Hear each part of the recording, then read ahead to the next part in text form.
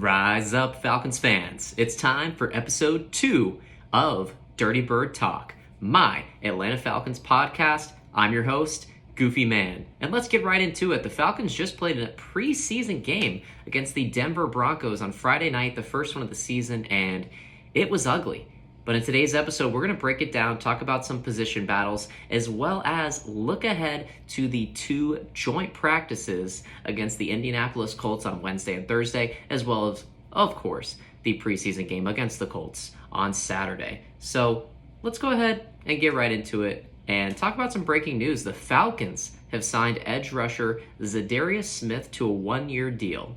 Now, this is huge. Obviously, with the loss to Jalen Walker and the suspension to James Pierce Jr., this was a much-needed addition to that Atlanta Falcons pass rush. When you get 15 and a half sacks from 2 rookies last year, and one of those is going to be out the entire season, and the other is going to be suspended 8 games, you need all the help you can get. So big signing there.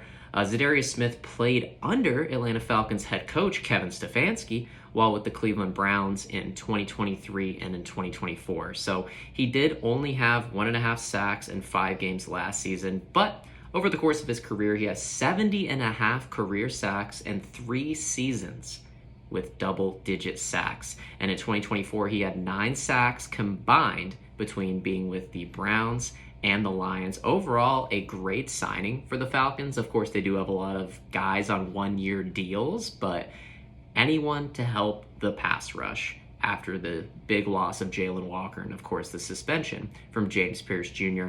As mentioned, he's joining Samson Ebukam, Azeez Ojulari, and Cameron Thomas, who are all on 1-year deals in that pass rushing core. So welcome to the team, Zadarius Smith. Big signing there. It's only $6 million. No harm, no foul. Like I said, big signing. Also, mentioned a couple of names here, but also can't forget Brandon Dorlus. Had 8.5 sacks last season, a name that's not as familiar to a lot of just casual NFL fans. Certainly very familiar to Falcons fans based off of his play from last year. So very much needed addition to the pass rush. Hopefully Dorlus, Ojulari, Thomas, Hand, Smith, all these guys can come in and step up in place of course, Walker and James Pierce Jr. Other news, Falcons have signed Beau Collins, wide receiver Beau Collins, and released wide receiver Christian Wilkerson. Not anything completely groundbreaking. I did report on Christian Wilkerson, obviously trying to fight for a roster spot in that wide receiver room on the last episode. However, Beau Collins comes in.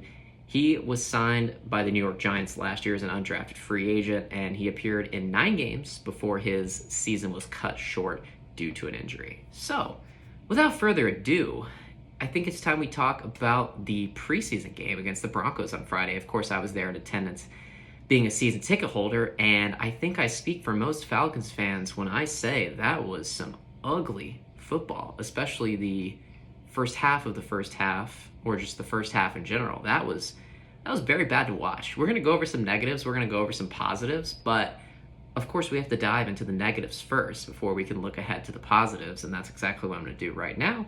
And I think you know where I'm going here first. Tua and that offensive line, no bueno, not good at all. Tua really just didn't show much at all in terms of downfield passing. Not that he really had a chance with how just horrendous that the offensive line performed that night, but it was bad. No explosive plays whatsoever. Just a mere 3 of 5, 22 yards. It was horrible. Of course, no Bijan Robinson, no Jake Matthews as he exited on the second drive with an injury, but man, Tua looked like he was afraid and running for his life, which, I mean, he kind of was. I don't know what I guess were to expect with, no Jake Matthews in there, and then, of course, no Bijan Robinson. You're missing your quote-unquote security blankets in some way, but the rest of the offensive line was just abysmal. So you can't put all the blame on Tua here, but it was just bad football. Overall, it was just really bad football. So, yeah, I mean, going back to that tackle position, obviously Jake Matthews at left tackle left with the injury, but right tackle moving over to Michael Jarrell and Ethan Onianwa. Oh man, it was some humiliating reps at right tackle, to say to say the least. Maybe if Tua had had more protection, he could have stepped up in the pocket and made some throws. But overall, collectively, that offensive line and quarterback play was just terrible. And I know I talked about Tua. We'll get to the second part of that quarterback play here in a second. But another negative was the defensive secondary, the cornerbacks. We just watched Jared Stidham and Sam Ehlinger light up the Atlanta Falcons. And it's not like it was all second and third strings to start the game either. It was, Falcons got lit up from the jump, I will say. The Broncos wide receivers feasted, especially in that first half. Courtland Sutton ended up with 3 catches for 60 yards with Jared Stidham throwing him the ball. Now, obviously, we know what Courtland Sutton is capable of and what he can do and how he can perform, but he embarrassed the Atlanta Falcons secondary and quarterbacks, I will say, to say the least. But as a whole, Jared Stidham and Sam Ehlinger completed 19 of 29 passing for 198 yards and a touchdown. They kind of just had their way with the Falcons defense. Obviously, Falcons were not rolling out Jesse Bates, Xavier Watts to, counter that in the secondary at the safety position. But there was some ugly play, to say the least. Mike Hughes did not look great. Kobe Bryant did not look great. And I mean, yeah, it's preseason, and take that for what you will, but I don't think Mike Hughes is really locked into a starting job here. We've obviously seen his performance flutter up and down over the past couple of seasons, but you turn out another performance like that versus the Indianapolis Colts on Saturday, and I think we're having a real discussion as to who should be cornerback 2. The nickel position, I feel like we're very much solid in, but man, outside corner needs some work. It really needs some work.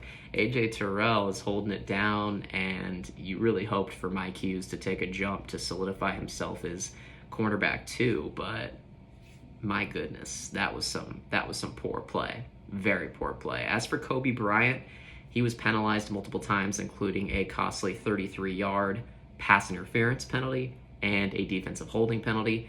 Now, I know a lot of fans were high on him as an undrafted guy out of Kansas. The Falcons signed last year, got some action towards the end of the year with all the injuries, of course, and when the Falcons were eliminated from playoff contention, essentially.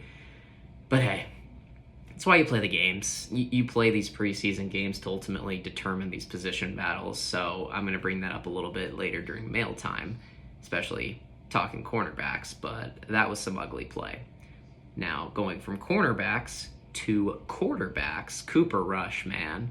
What the hell was that?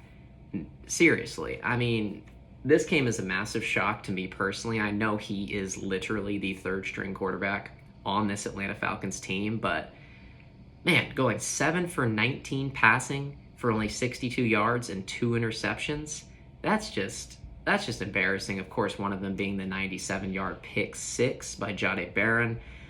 It was just bad. It was just overall terrible. And like I said, it was surprising to me just because 2 years ago, he went 4-4 as a starter with the Dallas Cowboys in place of Dak Prescott when he went down with injury. He threw for 1,844 yards and 12 touchdowns and only 5 interceptions.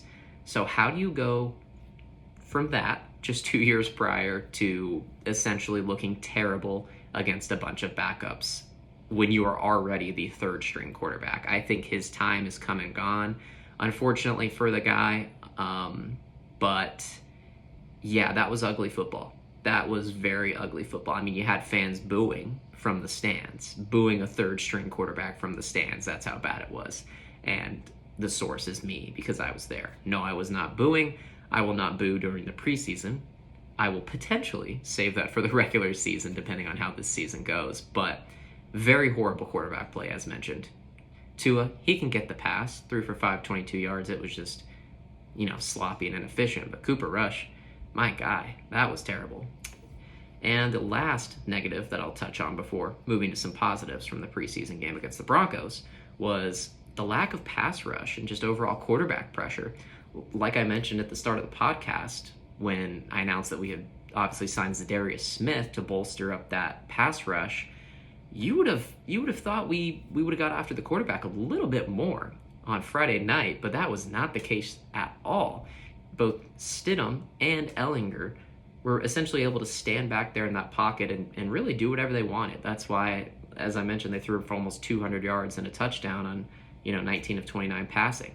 There was just really not a lot going on in the sack department and not a lot going on in the overall hurries and pressure department either. So that's one thing I'm going to very much look to improve, hopefully, come Saturday against the Colts. But now that we've got the negatives out of the way, let's talk about some positives, because there were some positives. It's a preseason game. There's always going to be a lot to build on. But Jack Strand, now obviously he's QB1 by most of the fans here on TikTok and social media, just based off of his clips during training camp. But I mean, good Lord, he looked like Tom Brady compared to Cooper Rush. So I will say it was pretty nice to see him go out there and finally actually get some real game action, as opposed to just, of course, 11 and 11s, against the Falcons defense in training camp. But numbers weren't flashy. I mean, he went 6 of 12 for 50 yards, and of course that rushing touchdown, that quarterback sneak on the goal line. But he looked the part, I will say. I mean, I know that's one of the biggest compliments for him during camp, was that he looks like a good quarterback, and he did look like a good quarterback. He had a couple of down the field throws that just, we were unable to connect. He was unable to connect with the receiver down the field. But hey, I will say I'll take Jack Strand as QB3 right now, and he's working his way up. We'll just say that. I'm not going to give him any QB2 or QB1 nods, but Jack Strand looks really good. And then Kyle Pitts, another positive. I don't think there's any surprise here. I mean, he had 3 catches for 22 yards. I mean, Tua targeted Pitts on 4 of his 5 throws. So could be a lot of good things to come for Kyle Pitts as long as Tua is the starter. Obviously, I'm a Michael Penix Jr. guy, but if Tua is starting and you have Kyle Pitts on your fantasy team, I'd be starting Kyle Pitts. A lot of red zone opportunities coming his way. If we can get into the red zone, that would be the ultimate goal, first place. But loved what I saw from Kyle Pitts. I think he's ready to have an insane season. Love seeing him fully healthy. Super fun to watch. But keeping the train rolling with the positives, and I don't think this is going to be a surprise to anybody, is that linebacking core. Man, this Falcons linebacking core is looking freaking solid. If you had said, all right, no Caden Ellis and Jalen Walker, torn ACL, out for the season, you'd be like, holy crap, the Falcons are cooked. But no, absolutely not. Kendall Daniels, Harold Perkins Jr., man, they looked good. They've been looking good in camp. They looked good in preseason, but wow, they've just really solidified this Falcons linebacker core. Obviously, you still have Christian Harris, and then your ultimate anchor of the linebackers, Divine Diablo.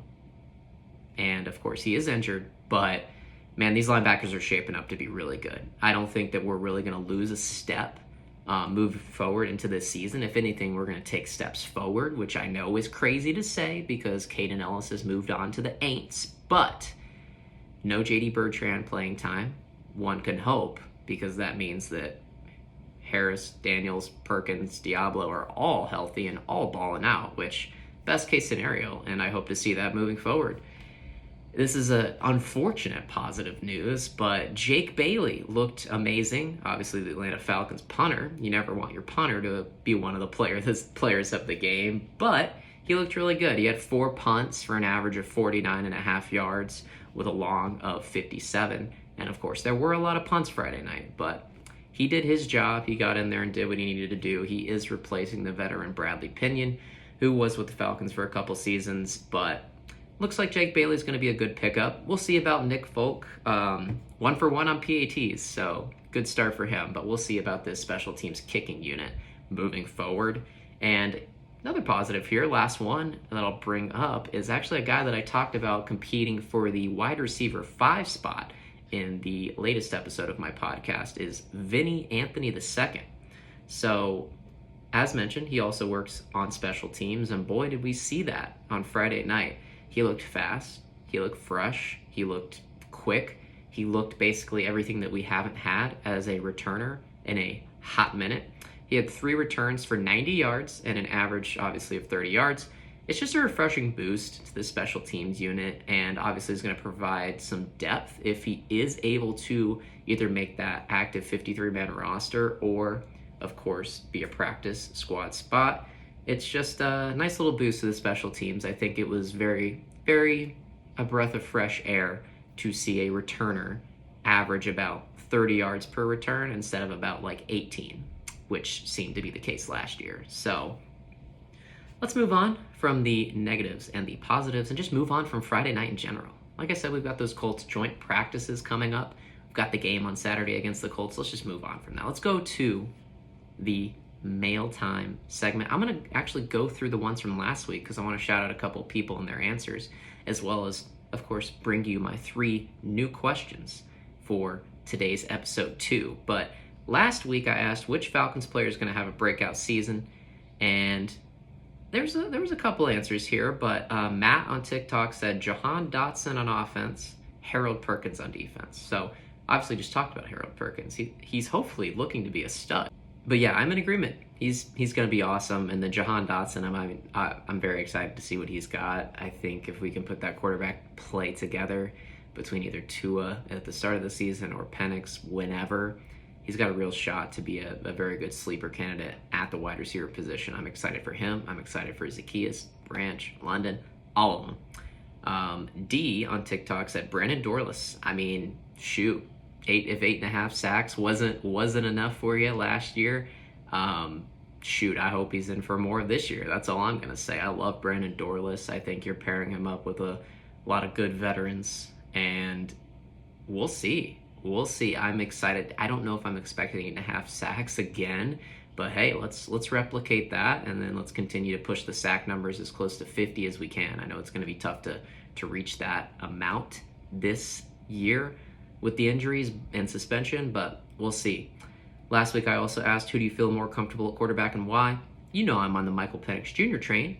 YKLJ on TikTok said if he comes back fully recovered and healthy, Michael Penix Jr. And of course I agree. I think fully healthy Michael Penix Jr. has more upside than Tua. Not just saying that because of what we've seen in camp and what we saw in preseason last Friday night. I firmly do believe Michael Penix Jr. still has a lot to prove, and when healthy, he can sling it. I don't know. It's just the flashes, I guess, that are really sticking out to me, but I do believe in Penix, and I believe that he definitely deserves to be the starter, so we know whether or not to move on from both Penix and Tua and go get that potential next franchise guy. But last question that I asked last week was, which players need to step up on defense this upcoming season? Now, there's a couple answers, but the most common answer was Divine Diablo. And of course, a lot of people said this because Caden Ellis left to go to the Aints, as I mentioned earlier, and he's just going to have to be that guy. I mean, he showed it last year, so I'm not worried at all. He's easily going to be able to replace Caden Ellis, and like I said, I'm excited for him and that entire linebacking core. But like I said, it wouldn't be a mail time segment without 3 new questions, so go ahead and get right into it. Answer these 3 questions wherever you're listening, wherever you're watching, and you may just be featured in the next episode. But my first question, who do you want to be the Falcons cornerback to? Knowing what we know already about Mike Hughes, what we've seen from CJ Henderson, and what we've seen from Clark Phillips. I'm not saying that this is even a competition. Maybe there's another name you want to throw in there. Maybe there's a guy floating around in free agency that's still unsigned that you would throw in there. Who do you want to be on the opposite side of AJ Terrell throughout this 2026 season?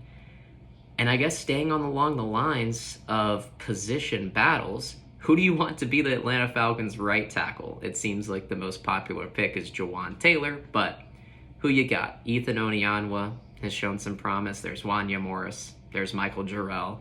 It seems like there's a committee at a couple different positions here. Not necessarily an elite committee, but there is a committee nonetheless. And then it's a positional battle theme in these questions. Who do you want to be running back 3? Obviously, you have your Georgia fans probably throwing Cash Jones' name into the mix, but obviously Tyler Goodson is in the mix as well. Running back, right tackle, and cornerback. Who you got?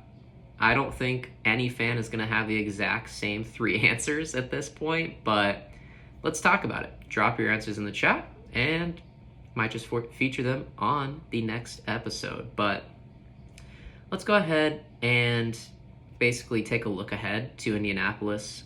Falcons are going to be heading there for joint practices with the Colts. But before we dive deeper into that, we're going to talk about the Monday practice, which was yesterday, August 17th. So Juwan Taylor, Jesse Bates, Xavier Watts all practice in some form or fashion on Monday. So extremely good news. That is essentially your 2 starting safeties and your starting right tackle. That's a large and important group of position players that are very key to this team. So good to see those guys back at practice. Obviously, as I mentioned earlier, Jake Matthews exited on that second drive in the first preseason game. Did not practice Monday, but Kevin Stefanski said that essentially there was no cause for concern in his injury. Obviously, he's getting up there in age and potentially could be retiring in the next season or two. Literally an Iron Man for the Falcons. Great guy. Wish him nothing but the best. Definitely want to see him back at left tackle. But yeah, Jesse Bates participated in individual drills, but really wasn't seen much on the field after that. But I don't care. It's just good to see him back on the field, period. Xavier Watts got in a couple during 7-on-7 drills, but essentially most of the first team reps at safety went to DeMarco Hellams and Sidney Brown. I think that's a very awesome sign for Falcons fans, is that DeMarco Hellams is putting in work with that first team. Obviously, we saw what he could do in the preseason last year, and there was a lot of excitement pre-injury. So very good news there. And unfortunately, nickel corner Avion Terrell, aka the Falcons' second-round pick, 48th overall out of Clemson, brother of AJ Terrell, obviously, did not practice on Monday. So very unfortunate news there. Would love to see him get out there on the field. I want to see him in action. I want to see him get tested against these Colts receivers. If he can get back healthy, that'd be great. Or certainly by the next preseason game against the Dolphins. But a big surprise name throughout camp and preseason, but defensive back Darnay Holmes getting significant run with the first team at nickel. And surprising depth chart moves I will go over at the end of the podcast, because the Falcons just released their official depth chart for the Colts game. But Darnay Holmes put in the work with the first team. Things you love to see that. And of course, speaking of defensive backs, Malcolm DeWalt IV, great name, had a couple of key plays in Friday night's preseason game. So in the second half, he nearly came down with an interception at the front of the end zone, and then he also made a key special teams tackle. So why do I bring this up? He's been balling, man. He's kind of getting hot at the right time, playing good in camp, playing good in preseason, and obviously battling for a roster spot. He had a nice pass breakup against Vinny Anthony II yesterday, Monday in camp. So he's balling. He's trying to make the team. I'd be scared if I was Kobe Bryant, just because that secondary, that corner room is getting a little crowded. And Malcolm DeWalt has looked good, and Darnay Holmes is literally first team with the nickel. So you can only keep so many guys in that secondary. So we'll see. Just a couple more positives, I guess, from Friday. But like I said, let's move forward. I want to talk about the Falcons and Colts joint practices and what exactly to watch for. And then we're going to kind of break down the depth chart that the Falcons just released today on Tuesday, August 18th. But the Falcons held their final full practice on Monday, and today they hit the road, or hit the air, to Indianapolis, where they're going to have joint practices with the Indianapolis Colts. So, quote from Kevin Stefanski, we have two really good days planned with the Colts, Wednesday and Thursday. I've had great conversations with Coach Steichen and his staff about the things that we're trying to get done over the next 2 days. So a lot of good things to come, hopefully. Obviously, you see some brawls, some skirmishes, and these types of joint practices. I just want good competition from the Falcons. You want to watch a competitive football team, so I really hope that everything's going to be competitive in practice leading up to this preseason game, and hopefully the Falcons don't lay another egg and have a dud performance like they did against the Broncos. But Michael Penix will continue at his current pace. I mean, he's trying to return to play. He's trying really hard. I want him back, but He's going to participate in individual drills, one-on-ones, and 7-on-7s, but of course, still nothing during the team periods. Still not clear for those full 11-on-11s. Kevin Stefanski said that the 7-on-7 periods are already on the schedule for both days of practice, so at least Michael Penix Jr. will be able to get some runs. So really no surprises on the offense whatsoever. Gonna go top to bottom how the depth chart is listed, but Drake London, Jake Matthews, Matthew Bergeron, Ryan Newsel, Chris Lindstrom, Jawan Taylor, Kyle Pitts, Charlie Warner, Bijan Robinson, Tua Tagovailoa, Olamide Zaccheaus, Jahan Dotson. I think Falcons fans have known that's going to be the starting lineup pretty much since Tua was signed and Penix was recovering from injury. Nothing else has changed, period, at all. This has been the starting offense. They added Jahan Dotson, they added Olamide Zaccheaus, and obviously added Tua. Boom. There's your offense. So I want to see every single one of those guys I just listed start and play against the Colts on Saturday.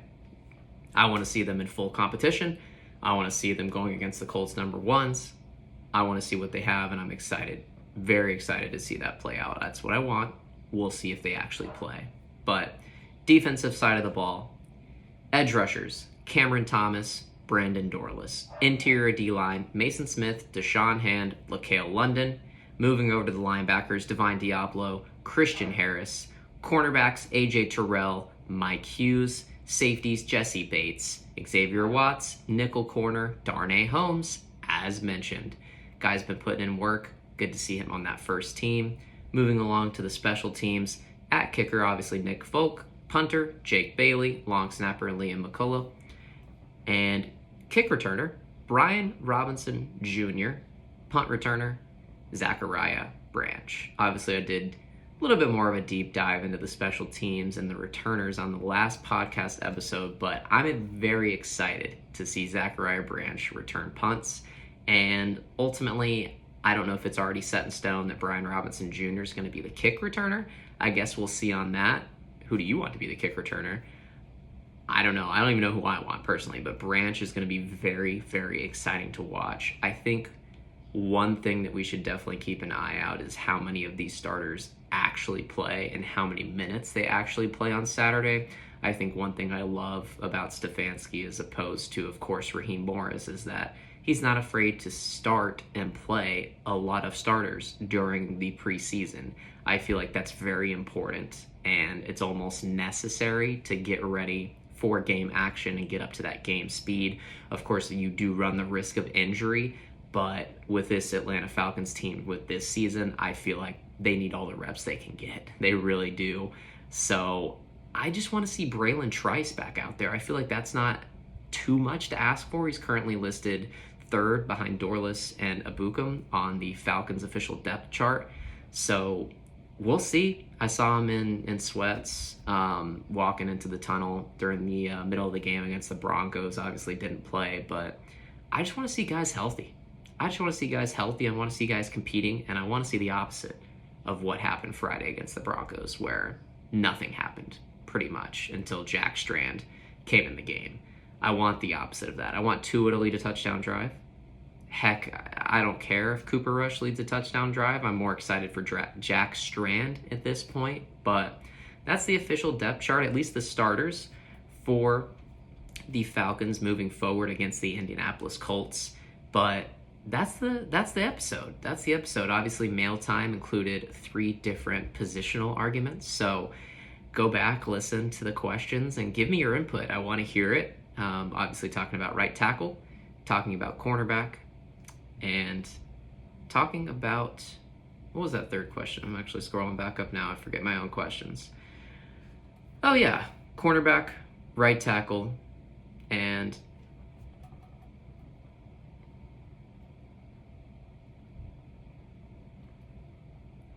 but yeah, that wraps up the second episode of Dirty Bird Talk. Thanks for tuning in. Thanks for listening. YouTube, Spotify, Instagram, TikTok, Facebook. I am on all platforms. Full episodes, obviously, on Spotify and Spotify and YouTube. But tune in, follow me, interact on all forms of social media. I'll be posting episodes every Tuesday night kind of recapping the NFL weekend, recapping the Falcons game over the weekend. But stay tuned for that next episode next Tuesday night. However, clips will be posted daily, and make sure to interact.